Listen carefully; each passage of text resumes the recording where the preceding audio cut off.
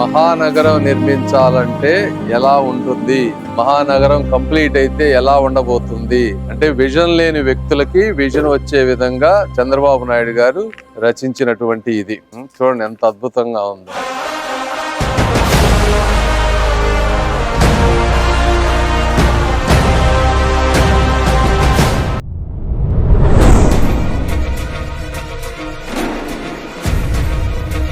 రోజు పొద్దు నుంచి అమరావతి ప్రాంతం, రాజధాని ప్రాంతంలో పర్యటిస్తా ఉన్నాం.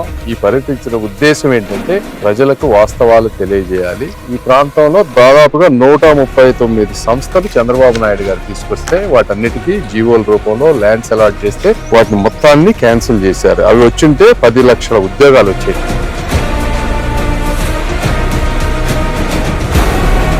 ఈ చుట్టుపక్కల ప్రాంతంలో ఉన్నటువంటి భూమిని కరెక్ట్ గా ఒక సమర్థవంతమైన నాయకుడు గనక వాడుకొనుంటే ఈ రోజు 2 లక్షల కోట్ల రూపాయల ఆస్తి, ఇది ఆంధ్ర ప్రజలందరికీ సంబంధించినటువంటి ఆస్తి.